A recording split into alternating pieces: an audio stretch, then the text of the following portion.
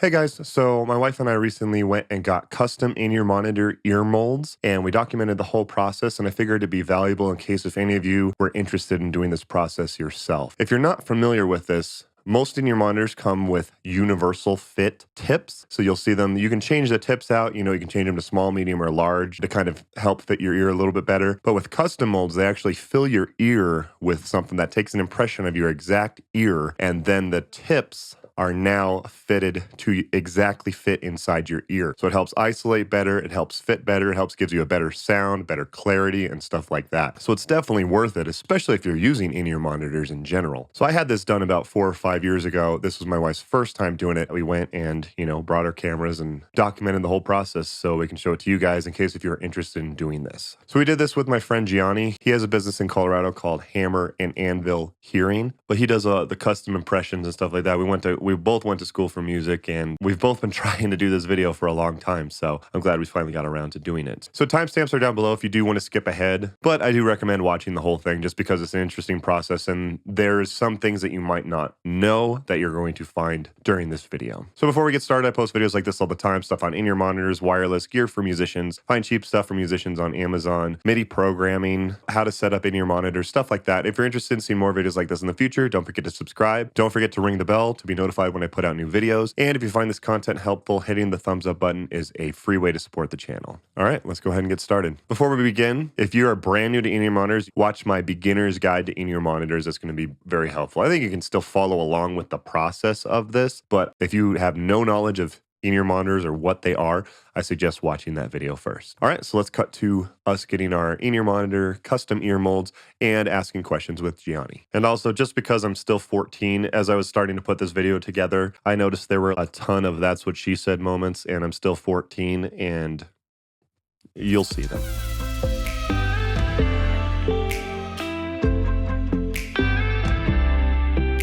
Everything starts with an impression. Ear mold impression is the process. So what we'll do is I'll look inside someone's ear, make sure there's no wax, and make sure that I have a clear visual of the actual eardrum.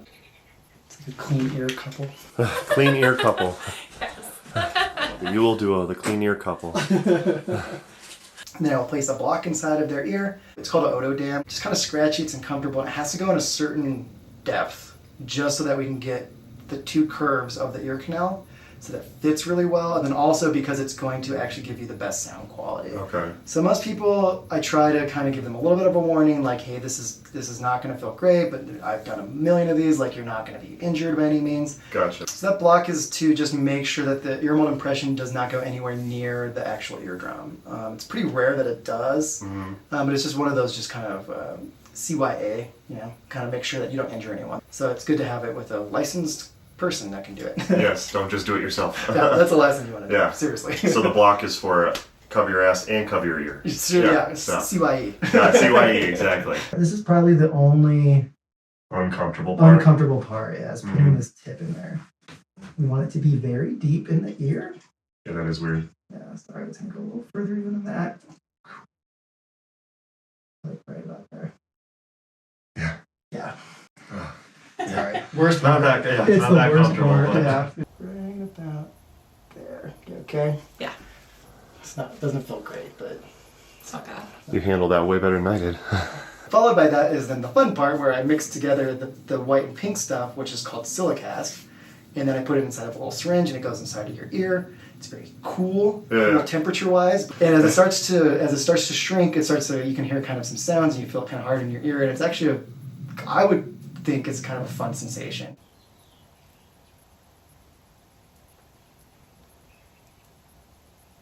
I usually let all the material go out like that. That's a little more, but it makes it a lot easier to grab it out. So I always want to put her finger here and brace it like how my knuckles against you, so that like if you move, I move with you. Even though this really isn't like really in the area that we could scrape you or hurt you with the syringe or anything. It's just it's a good practice to have. If anyone's like a student or an audiologist or something, audiology student that maybe is looking for tips on how to do I can't hear a damn thing. That's wild. It is so quiet. This side turned out way prettier. It's like a little, it's like a little ice cream cone on that side. It does kind of look like an ice cream cone. And then when you take it out of the ear, it's probably the best sensation. You're like, oh wow, it's it's a relief, and it's also like, it's so weird, you know. Nice, yeah. And when you're taking these guys out, you always want to peel from the top right here to kind of break a seal like that, so that we don't cause any pressure on the inside of the ear. Get it to there. Oh, and wow. then you want to turn forward towards your nose, and it slides out. Wow. Weird. Crazy. And then we have impression. Wow, that's crazy. Yeah.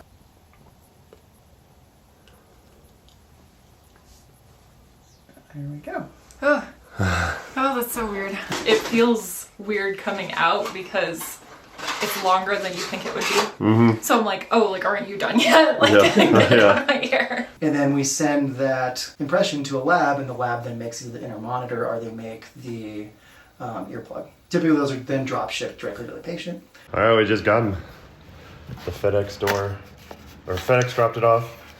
These girls started barking. Your box is all beat up. Banged up box, yeah.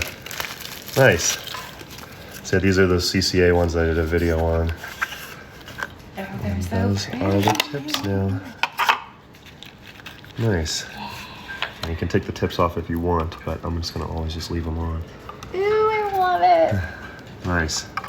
Let's see how they fit. How much the better that isolates in your ear. Uh-huh. And from there, it's actually the great part is that I then have a working relationship with more musicians. So I'm constantly building this piece of like, you know, like, oh man, like I didn't know about your band. You didn't know about my band. Nice. Like, oh, I love this. You know, you helped me out. You should help out my friends. So it's this very, what I think is probably one of the great things about music is kind of that connection and that love you have for each other. So the process was really unique for sure. I had done it, 4 or 5 years ago, and I remember it being really quiet, but, it'd been a while and I only had it done once. That first thing that goes in to protect your ear, the foam, the Oto dam is what he called it. That was uncomfortable for me. I mean, you can see in my wife's expression, it didn't bother her at all. But at the same time, it was just uncomfortable. It wasn't like, oh my God, this is unbearable. It was just, something in your ear. It felt a little bit scratchy in your ear. That's about it. That was the most uncomfortable part for me, but it is a cool experience to have just be completely isolated. It is pretty wild. And then when it comes out, as you could see with my goofy faces that I made, it was a weird feeling. It's pretty unique. So just the experience alone is something different for sure. And one thing during it is that Gianni mentioned that you want to move your mouth a little bit because it makes you'll feel it. It'll make your ears move a little bit when you move your mouth.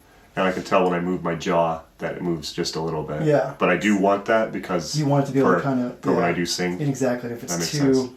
Usually you have more, the issue is that it slides out, not so much that it's sticking too much. Yeah, exactly. But like you want to be able to talk and it not to like completely fall out when you're singing. That's the most important part, right? Yeah, That's no, like, that makes sense. Yeah. So after the molds were done, we did do an interview process and kind of asked questions. There wasn't really a structure to it. We kind of just talked about it and in-ear monitors and our experience with it. So hopefully you find something helpful. Again, timestamps are down below if you want a specific answer to something that you're looking for, but I do think it's valuable to listen to the whole thing because you might learn something new that you don't know. Some other things too that are really beneficial about inner monitors is also with a singer you don't over sing, which is like a really big injury that you can cause. If everyone's playing death metal behind you and you're trying to over sing the amps and the drums, you're going to destroy your voice really quickly. And if you have the monitors in your ear and you can then hear more cues and you can hear your own voice really well, you don't have to push quite as hard because the microphones are doing the work, right? So let them do the work. What do you usually recommend for people for like drivers? Because I always tell people, I usually recommend 3 drivers. If they can afford it. If they can afford it, If you can't get 3 drivers, because what that means is you have low, mid, and high. That's why I explained. So if you have an EQ, you can adjust low, mid, and high. If you have a single driver, you just have one kind of volume. It's basically like a nice, comfortable version of the AirPod. It's just one. It's just all in the middle. It just pushes everything in the middle. So if you can't get one, like a 3 driver, go universal first. Like honestly, and this is from someone who sells. Sells custom. Try a universal first. Take little baby steps. And I think starting universal is the way to go. For sure. That way you can. Because I will say at 100%, there are some people that are just not monitored people. Like they just literally they'll just never get down on them, and that's okay. we love you too. Yeah. You're probably still good at music. So it's fine. Well, at the same time, I think, like, because some people, they get into in-ear monitors and they get, like, super cheap single driver in-ear monitors. And especially guitar players. As a guitar player, they're like, this makes it, there's no low end to it or whatever. And I'm like, well, yeah, because you got really cheap in-ear monitors. All your mids. Correct me if I'm wrong. I usually say, like, a singer, if they're just getting just their vocals, because again, I think singers especially can benefit from these a lot. If you just have a single driver and you have just your voice in your ears, you can get away with that, because you mostly just need to hear pitch. It's like reference, right? Yeah, exactly. Reference and making sure that you know if there's a click. And really, the thing is too, you're gonna have some type of mixing, no matter what. Like if it's on the little box that you wear, or if it's actually on the transmitter itself. Yeah. You're gonna want to adjust, right? And if you don't have anything to adjust, it's just going to be volume. It's just literally, you can go up or down with the volume, and there's not much else in there. Exactly. So you give yourself more options with the more channels. And like the ones that you found, those are great. I mean, just to see like how good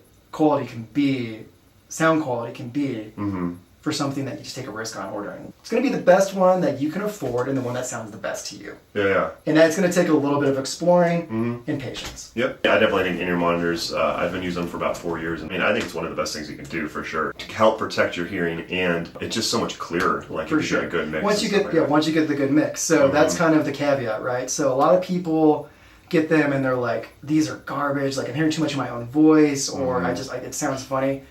For your own investment, if you took the time to invest in your monitors, take some time to tinker. It does. It takes a little while to dial in, especially if you're mixing your own and stuff like that. You know, it definitely takes a while for sure. And you'll be like, oh, I turned my vocals up too much, now I can't hear this. And there's this little tweaking, you know. That's what's nice about like digital mixers, that you can save it. Because now, you know, with all my bands, it's pretty much just like, oh, I need a little more click. I need a little bit less of my vocals, and that's it. You know, like, and everything's fine. So with like the custom molds, they fit your ears better. Yeah. So that less noise coming in, which some people don't like. Some people think that it's isolating or whatever, but it gives you a more clearer tone. So there's two ways to get around the clarity part. So when we put something in our ear, we plug our ears. It's called occlusion. Basically, it just means that you hear your voice louder.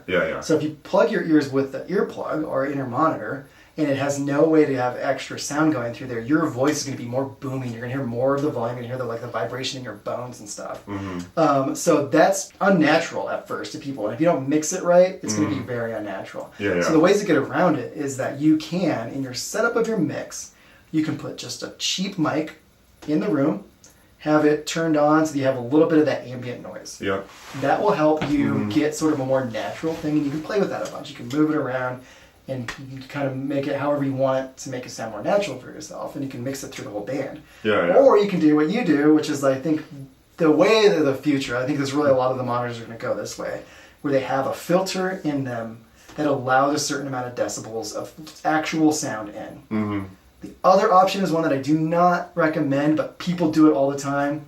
Take one out. If I'm playing and I'm running sound, I'll do that quite a bit. So there's two sides to that for me. So as far as a hearing conservation person, for sure, don't take them out because you're gonna cause ear damage. You know what I mean? Like you can, and you likely will.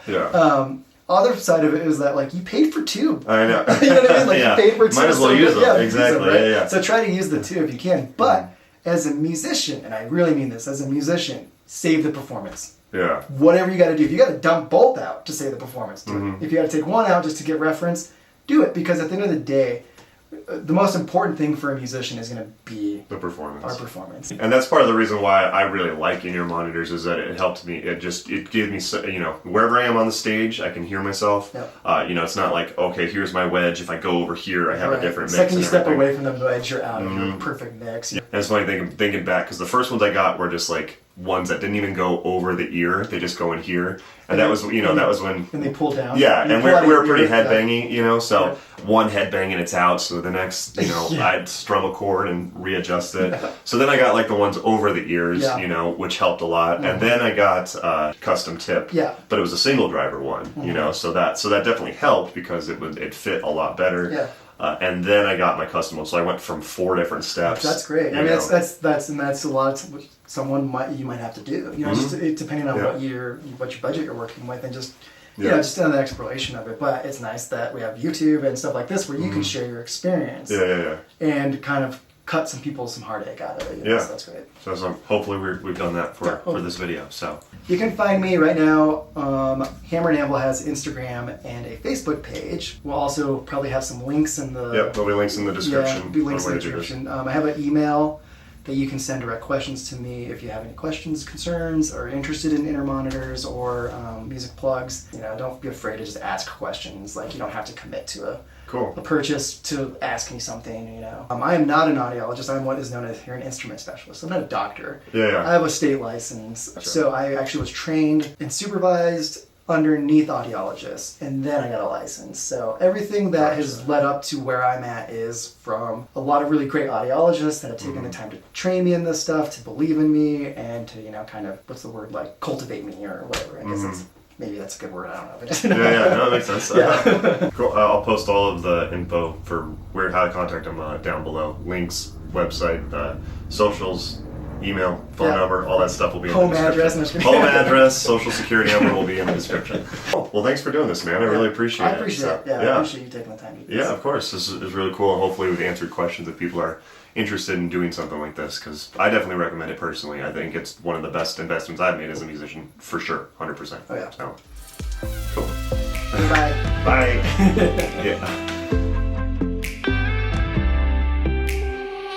So like I mentioned, I've done these in-ear monitors before. I've had the custom tips, but my wife just recently got them, and she actually just had a gig with them. So I figured it'd be cool to hear from her experience after she's used these for the first time. So I just used my custom in-ear molds last weekend for a gig for the first time, and it takes some getting used to for sure. But I overall really loved how, especially when I was singing, they didn't kind of work your way out of your ear. So you had to keep adjusting them over and over again. They really do stay in place. Since they do come off of the headphone itself, it fell off a couple times while the piece was in my ear, so I had to get used to that and not kind of hitting it so that whole piece would fall off. But other than that, I really do love just how it really stays in my ear while I am singing, while I'm moving my mouth, and not having to worry about it otherwise. I will say I'm one of those who will typically sing with one ear in and one ear out. So the other thing I had to really be cautious of was not to lose the other in-ear piece if it did fall off of the headphone piece. So I normally would like put it in my dress or something so I wouldn't lose it, or probably in the future I might take it off just because I don't use the left ear regularly. Every once in a while I will, but it won't be quite as quick to pop it in and out since they are the custom molds. But overall, I really did like it. So I hope that helps. Okay, so just some of my final thoughts. In-ear monitors, I often tell musicians it's the best investment that I've made, and I could think that most musicians can make. It does take a little while to dial in your tone, and you do want to make sure you don't get crappy ones, right? If you're going to take the time to invest in in-ear monitors, make sure at least the buds are good. Just like he mentions in the video, you can get a cheaper universal one. The ones that I recommend, I did a whole video on them. They're by CCA. I'll leave a link in the description on where you can buy it and where you can watch my video, but they're like $50 for like 5 or 6 drivers. They're pretty good. They're really good, actually. And they'll give you, a basic idea. Don't get a single driver one and go, oh, why does my guitar not have any low and high separation? That's how it works. But ultimately, I really think that in-ear monitors were the best investment that I've made as a musician. It helps protect your hearing. You can hear so much better no matter where you are on the stage. It helps my performance. If you ever run into a situation where you can't hear yourself with a bad wedge, or if you get feedback from a wedge or something like that, in-ear monitors are definitely the way to go. And then just a piece of advice that I have is that I have the ones that the earbuds and my